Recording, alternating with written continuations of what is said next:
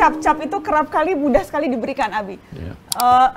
Soal, wah ini orang kelompok ini ekstrim, oh ini terlalu liberal, oh ini radikal. Cap-cap yang dengan mudah disematkan ke golongan tertentu atau ke tokoh-tokoh tertentu. Bagaimana kita harus menyikapi berbagai cap yang memang berseliweran ini, Abi?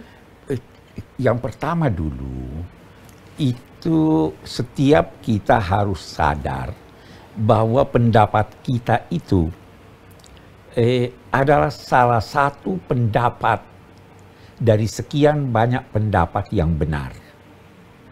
Di situ keragaman. Nah, timbulnya tuduhan bermacam-macam itu akibat kedangkalan pengetahuan. Dipikirnya jadi itu ada rumus, semakin dalam pengetahuan seseorang, semakin toleran dia. Kalau dia hidup di dalam tempurung, dipikir hanya ini. Padahal Islam ini begitu luas pandangan-pandangannya. Ya toh? Ada perbedaan antara agama dan ilmu agama. Agama itu sudah selesai, sudah sempurna.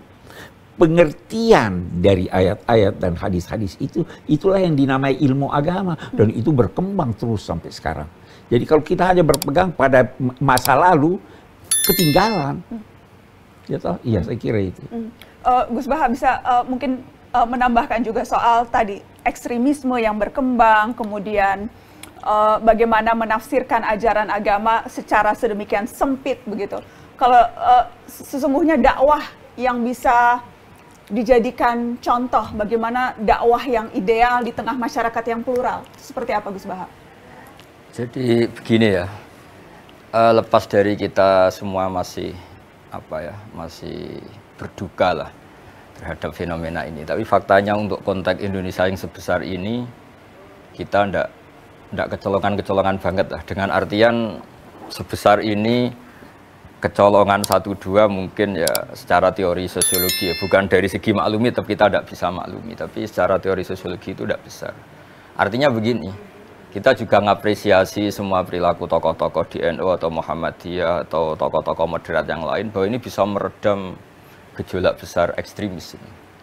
Kita juga harus mengapresiasi lah, jangan sampai karena kejadian 1-2 itu kita nganggap gagalnya para dai yang moderat atau gagalnya Islam rahmatal lil alamin. Nanti kita malah bikin satu evaluasi yang mungkin menyakiti ya. Tapi akan saya teruskan bahwa ahamiyatul fikhi tadi ya, orang itu harus nyaman dengan fikih. Misalnya andaikan saya miskin, saya akan menganggap cari nafkah untuk keluarga itu fardu ain. Menafkahi ibu saya yang sudah lemah itu fardu ain. Sehingga kita harus kuat untuk menghasilkan uang, menghasilkan pekerjaan dan sebagainya. Dan itu yang diajarkan Nabi ketika ada seorang muda yang kuat sekali, ya Rasulullah, saya mau ikut jihad engkau. Jawabnya Nabi, ahayyun walidaka, orang tuamu masih hidup. Masih ya Rasulullah. Qal fa fihi ma fajahid. Ya sudah, kamu ngerawat orang tua kamu ya minangka jihad sama dengan jihad. Jadi kata jihad dulu digunakan Nabi ya birrul walidain ya jihad, merangi hawa nafsu juga jihad. Apa saja yang baik itu dikatakan jihad. Nah, sehingga dengan seperti itu kita akan mengembalikan orang itu sesuai ke fitrahnya. Kalau suami ya ingin bahagiakan istri, orang tua membahagiakan anak, anak ingin bahagiakan orang tua. Dengan ikatan-ikatan fikih yang tadi awlawiyah tadi, prioritas alaham falaham, prioritas ini, orang akan tergerak.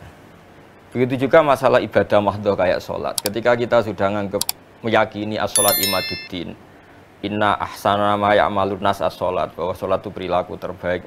Sehingga melihat Indonesia yang banyak masjid, kemana-mana mau sholat gampang, kamar mandinya bagus, tempat wudunya bagus. Kita anggap prestasi Indonesia sudah luar biasa, bukan negara tauhid, bukan negara. Karena apa-apa itu gampang sekali.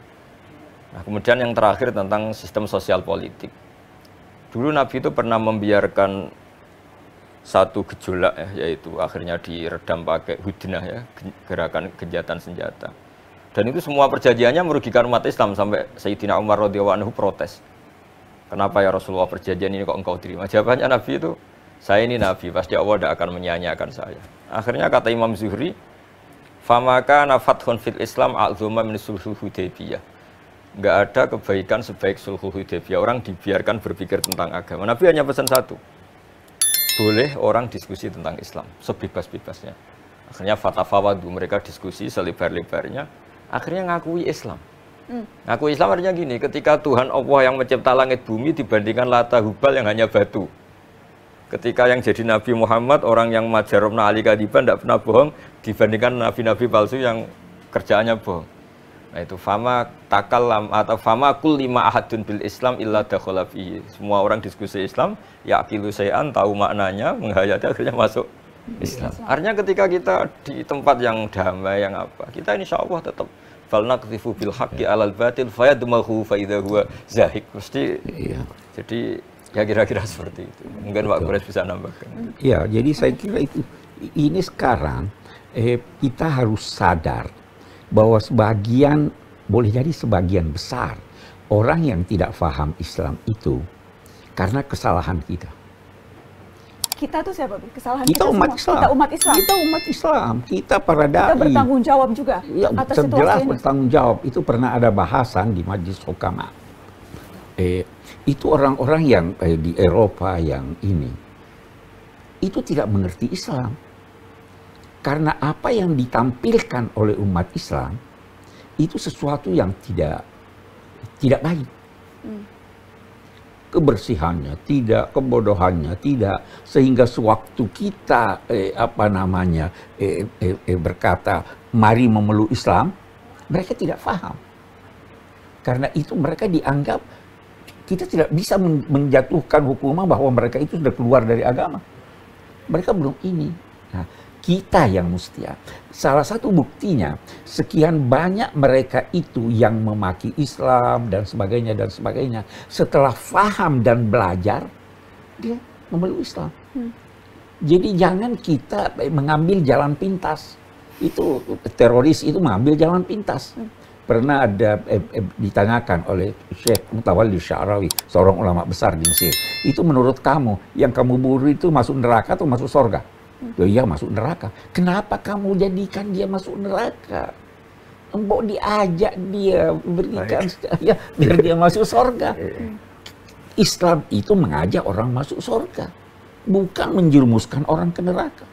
Jadi ini logika yang tidak lurus dan tidak sabar. Mau jalan pintas, semua orang mau dijadikannya baik. Tidak mungkin semua orang itu baik. Karena itu Tuhan membolehkan, silahkan ada keragaman. Gitu. Okay. Saya dapat informasi Habib Jindan, alhamdulillah sudah bisa bergabung di Catatan Najwa. Assalamualaikum Habib Jindan. Waalaikumsalam warahmatullahi wabarakatuh. Apa kabar Habib? Alhamdulillah, alhamdulillah. Alhamdulillah, senang sekali bisa bergabung. Tadi kita sudah berdiskusi, saya yakin Habib juga sudah sempat mendengarkan sedikit. Saya ingin tahu pendapat Habib soal diskusi kita di sore hari ini. Tadi menyambung yang Abi Kures katakan Habib Jindan. Tanggung jawab itu, kesalahan itu juga kita harus introspeksi umat Islam, tidak hanya ulamanya, tidak hanya ustadznya, tapi kita semua umat Islam harus introspeksi diri bagaimana kita mencerminkan diri kita sebagai muslim.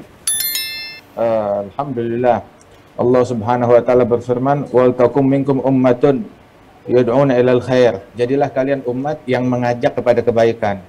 Jadilah kita umat yang berdakwah, ngajak orang kepada kebaikan, bukan menghakimi orang, bukan memvonis orang. Sebab menghakimi dan memvonis orang itu bukan tugas kita, umatnya Nabi Muhammad SAW.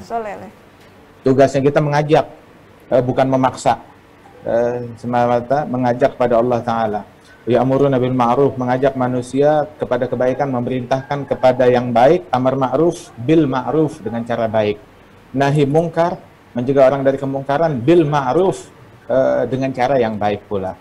Adapun nahi mungkar dengan cara yang mungkar, itu adalah sebuah kemungkaran yang perlu dinahi lagi, sebagaimana dikatakan.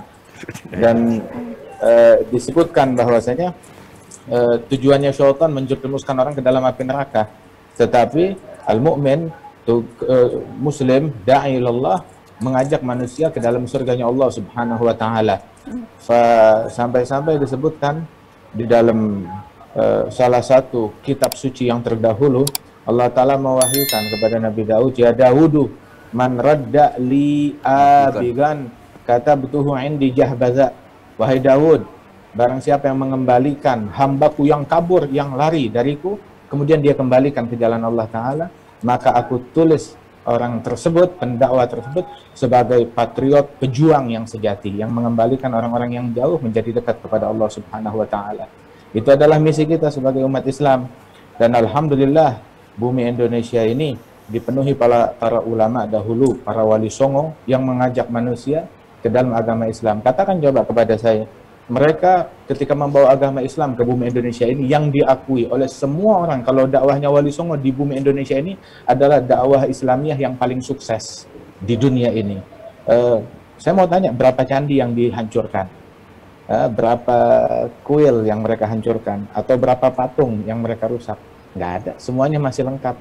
Tetapi kesuksesan dakwah Islam yang dibawa oleh mereka demikian sangat luar biasa. Radhiyallahu anhum ajma'in.